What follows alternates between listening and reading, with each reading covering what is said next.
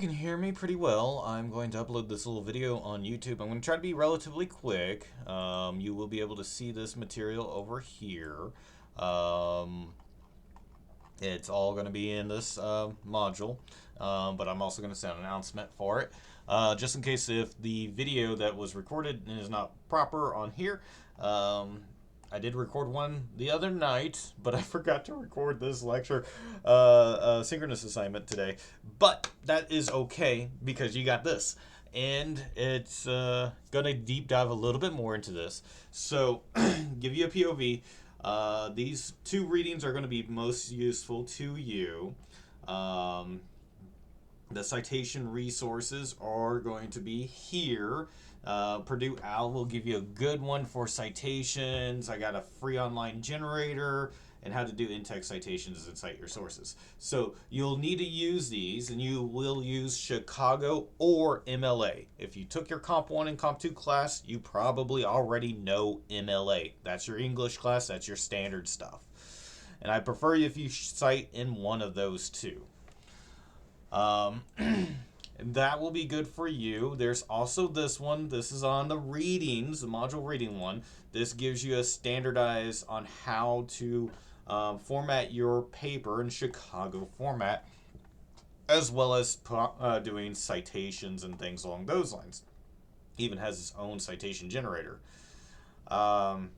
So this will be very useful to you as well, because I do want it in, at the very least, double space times new Roman font, 12-point font size, double spaced. I already said that, but yeah, that will be part of the requirement.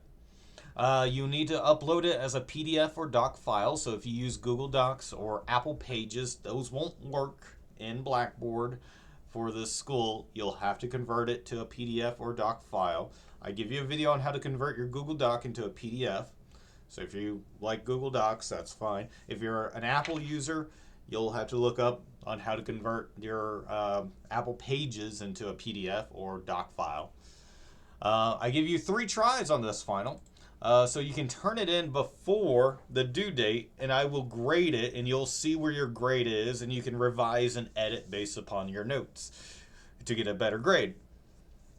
As long as you turn it in before the due date. There is no late submissions on this one. You're looking at 500 to 800 words.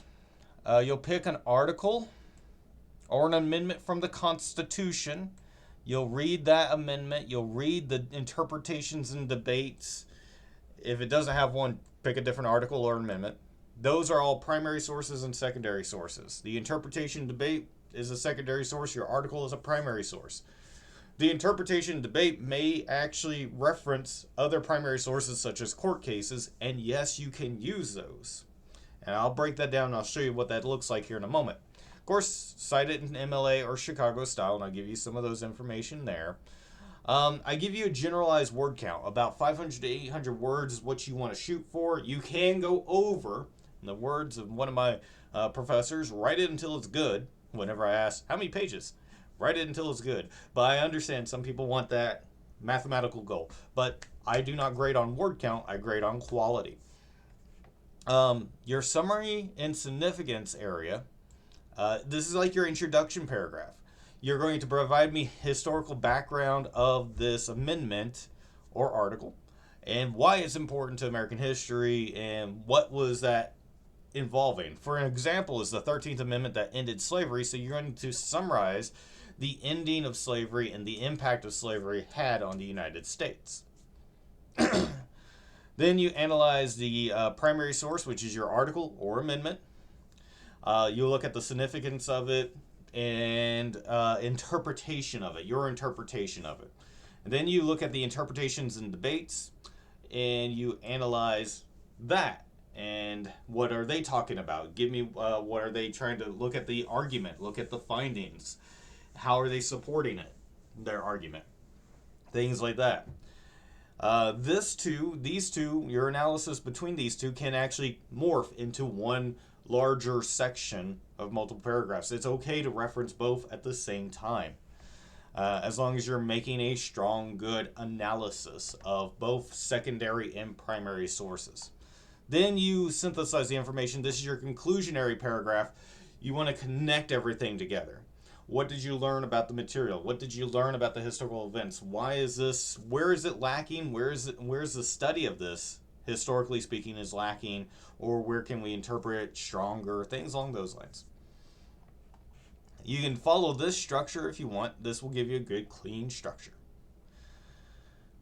Double check for grammar, punctuation errors, and academic tone and things along those lines. You want to kind of eliminate the personal pronouns such as I, me, we, you, us, the reader. These things are things that you want to eliminate from your academic tone and what have you. And then submit it as a PDF or doc file. So let's take a look at the source material. So this is this link up here, this Constitutional Center here. That's the full text if you want to read the whole thing. But you can look through this and pick you can pick a preamble. You can look at the articles of the Constitution that hash out the legislative branch or what have you. And this is the primary source. And each section has different interpretations and debates of it that you can pull from. It might be easier to do an article. Let's take a look at the Sixth Amendment. This is a due process. This is the speedy trial of jury, witnesses, and having legal counsel. This is a right that everybody has. And we even expand that right into some of our enemies and non-American citizens.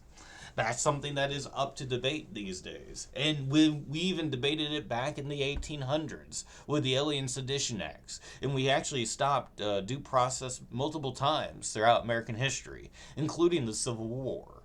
And so those are some things that you might want to look at whenever you're doing your summary and significance, is where due process has been suspended and why, and where it has been debated and sued over. So whenever you're doing your summary and significance, you might find other sources. Your textbook can be a good source, but any tertiary or secondary source can be good for that area as well. That's your introduction. Your primary, there it is. This articles are relatively short and sweet, straight to the point. But then the interpretation debate, this is your secondary source. This is the next source that you're using. Your secondary source usually is an argument or interpretation or understanding, analysis of primary and secondary sources. And you can use, like for this one, it has 3 different ones. Common interpretations, the effect of lawyering and the vanishing jury in the world of plea bargaining, and the promise of the Sixth Amendment.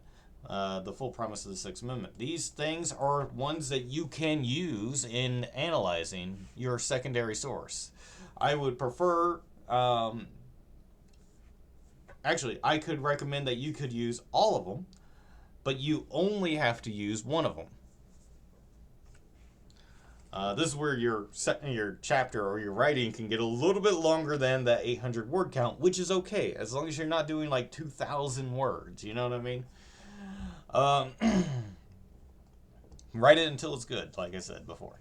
Anyways, so you can read the interpretation debate, this common interpretation. You'll cite this accordingly. There's the 2 authors, and you'll read over this. And sometimes they'll even call upon, like this 1963 court case. This would be more of a secondary source because it summarizes the court case and gives you the conclusion of the court case. But some of them will give you like the 1800 court case, the actual Supreme Court Justice's decision on it or something along those lines. So you might want to read through that and read through those. And you can cite these guys too, like this Crawford v. Washington. You might want to cite something in here if you found this that you want to use, you know. So there is... You can pull more sources than what I minimally require if it helps you strengthen your overall argument in your analysis of the material. So that's where I will tell you to your best interpretation of that. And so even these little things like this article, um, it's its own secondary source. Now he doesn't cite anything else out of that, so you might want to focus on the issues of how this jury system is kind of vanishing in America because maybe our legal system's a little bit burdened and we push for plea bargaining rather than going through the whole long drawn out criminal process. Things like that. Different ones will have different things. Like this one has those guys there. There's a 1763 article. Court case. This is a 1763 court case. You might want to cite this. This is over the search and seizure. So that's in their interpretations. 1765. Because search and seizure came about before the concept of why we needed search and seizure and warrants came before even our Revolutionary War, because the British were kicking in doors looking for stuff, you know what I mean? Anyways, so that is your final paper. If you have any questions, feel free to email me.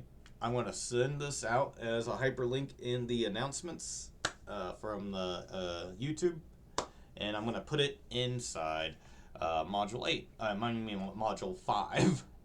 Module 5, right above the final project. So, hope that explains a lot of things. I will see you guys next time.